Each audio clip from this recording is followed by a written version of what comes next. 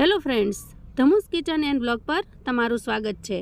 આજે આપણે બનાવીશું સાબુદાણાને ઉકાળ્યા કે બાફ્યા વગર એકદમ સરસ મજાની ક્રિસ્પી એવી ચકરી। તમે આને ઉપવાસમાં પણ ઉપયોગમાં લઈ શકો છો અને સામાન્ય રીતે પણ સ્નેક્સ તરીકે ખાવામાં ઉપયોગમાં લઈ શકો છો। તો ચાલો ઝડપથી બનાવવાનું શરૂ કરીએ। તો અહીંયા સૌથી પહેલાં આપણે લઈશું 1 કટોરી જેટલા સાબુદાણા। આ સાબુદાણા તમે જે રૂટીનમાં ઉપયોગમાં લ્યો છો એ પણ લઈ શકો છો, અથવા તો જે નાયલોન સાબુદાણા આવે છે એ પણ લઈ શકો છો।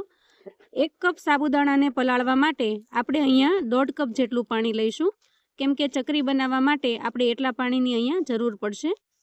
1 કપ સાબુદાણાની સામે 1.5 કપ પાણી લઈ અને આપણે એને આખી રાત માટે પલાળી રાખવાના છે, અથવા તો ઓછામાં ઓછા 6 કલાક જેટલા આ સાબુદાણાને આપણે પલાળીને રાખીશું।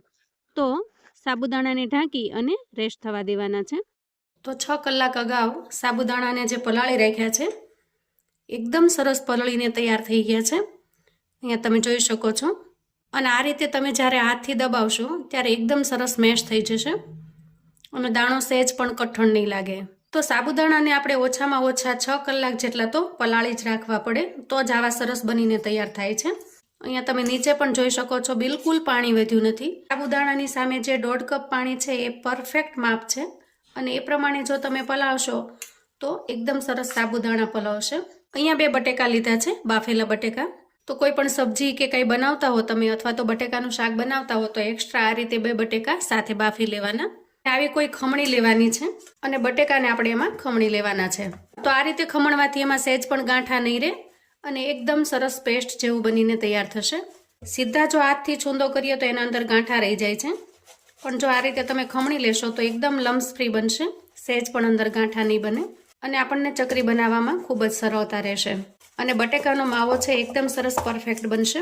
તો જુઓ, આ રીતે બટેકાનો માવો બનીને તૈયાર થઈ જાય છે। તો અહીંયા બટેકાને ખમણી અને આપણે માવો તૈયાર કરી લીધો છે। હવે આ લઈશું આપણે એક મોટું બાઉલ, કે જેથી કરીને એની અંદર બધી જ વસ્તુને સારી રીતે મેળવી શકીએ। તો સૌથી પહેલાં આપણે એના અંદર સાબુદાણાને નાખી દઈએ। તો તમે જોઈ શકો છો કે સાબુદાણામાં બિલકુલ 1 ટીપું પણ પાણી વધ્યું નથી। તો આ રીતે પરફેક્ટ મેજરમેન્ટથી જો બનાવશો તો તમારી ચકરી પણ એકદમ સરસ બનીને તૈયાર થશે। અને હવે બટેકાનો જે માવો તૈયાર કરેલો છે એને પણ આપણે એડ કરી દઈએ। તો અહીંયા તમે બંનેનું માપ જોઈ શકો છો, સાબુદાણા અને બટેકા એક સરખા માપના છે। આ રીતે જો 2 વસ્તુ સરખી લેશો તો એકદમ સરસ પરફેક્ટ ચકરી બનીને તૈયાર થશે। અહીંયા એડ કરીશું આપણે સ્વાદ પ્રમાણે મીઠું। જો અહીંયા તમે વ્રત માટે બનાવતા હો તો સંચળ પાવડરનો પણ ઉપયોગ કરી શકો છો, અને થોડી ઝીણી સમારેલી કોથમીર છે એને પણ એડ કરી દઈએ। એકદમ સરસ લુક આવે છે કોથમીર એડ કરવાથી। અને અહીંયા 1 ચમચી જેટલા હું ચીલી ફ્લેક્સ ઉમેરું છું। તો આ ચકરીને તમે સ્વાદિષ્ટ બનાવવી હોય તો ઘણી બધી વસ્તુ ઉમેરી શકો છો, જેમ કે તમે આદુ મરચાંની પેસ્ટ નાખી અને પછી થોડું લીંબુ નીચવી અંદર ખાંડ નાખીને ટેસ્ટી એવી પણ બનાવી શકો છો, પણ આજે હું એકદમ સિમ્પલ બનાવું છું અને સિમ્પલ પણ એકદમ ટેસ્ટી લાગે છે। ખૂબ જ ઝડપથી અને ઝટપટથી જો તમારે બનાવવી હોય તો આ રીતે બનાવીને પણ તમે તૈયાર કરી શકો છો। તો આ રીતે આપણે હાથથી મસળી લેવાનું છે, સાબુદાણા અને બટેકાને એકદમ સરસ રીતે મિક્સ કરી દેવાનું છે। તો આમ કરવાથી શું થશે કે અમુક સાબુદાણા છે ને એ હાથથી પીસાય અને એકદમ સરસ ભળી જશે, અને અમુક સાબુદાણા એકદમ આખા રહેશે, અને એ રીતે જ્યારે આખા સાબુદાણા રહેશે ત્યારે એનાથી ચકરી પણ ખૂબ જ સરસ લાગશે। તો અહીંયા જુઓ, આ રીતે આપણે મિક્સ કરી દેવાનું છે। તો આ રીતથી આપણે મસળી અને લોટ જેવું બાંધી લેવાનું છે, જેથી કરીને સાબુદાણા અમુક છે એ એની અંદર સારી રીતે મિક્સ થઈ જશે। અને તમે જુઓ, એકદમ સરસ મિશ્રણ બનીને તૈયાર થયું છે। તો જો સાબુદાણા પલાળતી વખતે પાણીના મેજરમેન્ટમાં ફેર પડે તો આ સાબુદાણા છે વધારે ભીના થઈ જાય, અને આ રીતે આપણે જે ડો ટાઈપ બનાવવું છે એ ન બને। એટલે ખાસ તમારે એ ખ્યાલ રાખવાનો કે જ્યારે પણ સાબુદાણા પલાળો ત્યારે તમારે 1 કપ હોય એની સામે 1.5 કપ પાણી જ ઉમેરવાનું રહેશે। તો આ ચકરી પાડવા માટે તમારે મશીન કે સંચાની કશી જ જરૂર નહીં પડે। સિમ્પલ, એકદમ સિમ્પલ રીતે ઘરની જ વસ્તુથી તમે ચકરી પાડીને તૈયાર કરી શકશો। તો અહીંયા જુઓ, મેં એક પોલિથીન બેગ લીધી છે, અને પ્લાસ્ટિક થોડું અમથું જાડું હોય એવી આપણે પોલિથીન બેગને પસંદ કરીશું, અને અંદરની સાઈડ આપણે થોડું તેલ લગાવી દઈશું, જેથી કરીને માવો નાખીએ તો એ અંદર ચોંટી ન જાય। તો અહીંયા જુઓ, આપણે બેગને તૈયાર કરી લીધી છે, અને તૈયાર કરેલો માવો છે એને ભરી દેવાનો છે, જુઓ આ રીતે। તો અહીંયા જુઓ, મસાલો ભરી અને આપણે બેગને તૈયાર કરી લીધી છે, અને ઉપરની સાઈડ છે આ રીતે ગોળ વાળી અને રબર લગાવી દઈશું, જેથી કરીને માવો નીકળી જવાની કોઈ શક્યતા ન રહે। હવે આ રીતે આપણે એક પ્લાસ્ટિક શીટ લઈ લેશું અને એના પર થોડું તેલ આપણે ગ્રીસ કરી લેશું, જેથી કરીને જ્યારે ચકરી આપણે આના ઉપર પાડીએ ત્યારે ચોંટી ન જાય અને એકદમ આરામથી આસાનીથી નીકળી જશે. હવે જુઓ, આ સાઈડ છે ત્યાં થોડું આપણે કાતરની મદદથી કાણું પાડી લેશું. તો અહીંયા તમે જોઈ શકો છો એકદમ આસાનીથી ચકરી પડીને તૈયાર થાય છે. તો આ રીતે જ્યારે ચકરી પડી જાય ત્યારે એનો છેડો છે એને આપણે અહીંયા ચિપકાવી દેવાનો છે આ રીતે. તો અહીંયા તમારે નાની સાઈઝની પાડવી હોય તો નાની અને મોટી પાડવી હોય તો મોટી ચકરી તમે પાડી શકો છો. એકદમ ઇઝી છે મિત્રો, સહેજ પણ અઘરું નથી. તો હું અહીંયા બહુ મોટી નહીં અને બહુ નાની નહીં એવી ચકરી બનાવીને તૈયાર કરી લઉં છું. તો આ રીતે હું બધી જ ચકરી બનાવીને તૈયાર કરી લઉં છું. તો અહીંયા આપણે બધા જ મિશ્રણમાંથી ચકરી પાડીને તૈયાર કરી લીધી છે.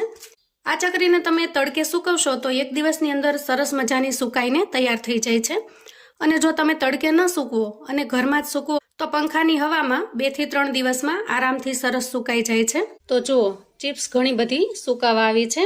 મેં અહીંયા ઘરમાં જ સૂકવી છે પંખા નીચે. તો અહીંયા આપણે સાઈડને ફેરવી લેવાની છે, જેથી કરીને નીચેનો જે ભાગ છે એ પણ આરામથી સુકાઈ જાય. તો જુઓ, 3 થી 4 દિવસની અંદર આ બધી જ ચકરી સરસ સુકાઈ ગઈ છે. તો હવે આ તૈયાર થયેલી ચકરીને આપણે તળીને પણ જોઈ લઈએ. એકદમ ક્રિસ્પી બની છે. તો અહીંયા ગેસ ઓન કરી અને મેં થોડું તેલ ગરમ કરવા માટે મૂકી દીધું છે. ચેક કરી લઈએ તેલ ગરમ થયું છે કે નહીં. એકદમ સરસ તેલ ગરમ થઈ જાય પછી જ આપણે ચકરી નાખીશું. તો અહીંયા જુઓ, તેલ સરસ ગરમ થઈ ગયું છે. હવે આપણે ચકરીને તળી લઈએ. જુઓ, તો અહીંયા તમે જોઈ શકો છો કે તેલમાં નાખતા જ એકદમ ઉપર આવી ગઈ છે. આપણે આના અંદર પાપડ ખાર કે સોડા કશું જ ઉમેર્યું નથી. અહીંયા તમે જોઈ શકો છો એકદમ સરસ તળાઈ ગઈ છે. તો આપણે એને ડીશમાં લઈ લઈએ. અહીંયા હું તમને એક તોડીને બતાવું. જુઓ, તો અહીંયા તમારે સાબુદાણાને નહીં બાફવાની ઝંઝટ કે નહીં ઉકાળવાની ઝંઝટ. એકદમ સિમ્પલી રીતે તમે સરસ મજાની ચકરી બનાવીને તૈયાર કરી શકો છો અને એન્જોય કરી શકો છો. એકદમ સરળ રીતથી તમે એકદમ ખસ્તા ચકરી બનાવીને તૈયાર કરી શકો છો. આ ચકરીને આપણે ફરાળમાં ખાઈ શકીએ છીએ. વ્રત કે ઉપવાસમાં તમે આ ચકરીને ખાઈ શકો છો. ખૂબ જ ક્રિસ્પી બની છે. તો મિત્રો, આવું અવનવું જાણવા માટે ચેનલ પર જો તમે નવા છો તો ચેનલને સબસ્ક્રાઈબ કરો. વિડીયો ગમે તો લાઈક અને શેર કરો. તમારા સગા સંબંધી મિત્રોને પણ સાબુદાણાની આ એકદમ સિમ્પલ રીતે ચકરી બનાવવાની રીત છે એ ચોક્કસથી શેર કરજો, જેથી એ લોકો પણ અત્યારે સિઝન છે તે આવી સરસ મજાની ચકરી બનાવીને તૈયાર કરી શકે, એન્જોય કરી શકે અને એના પરિવારને પીરસી શકે. મને કોમેન્ટમાં ચોક્કસથી જણાવજો મિત્રો કે સાબુદાણાને ઉકાળવાને કે બાફવાની ઝંઝટ વગર એકદમ સિમ્પલ રીતે બનાવેલી આ ચકરીની રીત તમને કેવી લાગી છે. તો ફરી મળીએ એક નવી રેસિપી સાથે. ત્યાં સુધી આવજો મિત્રો.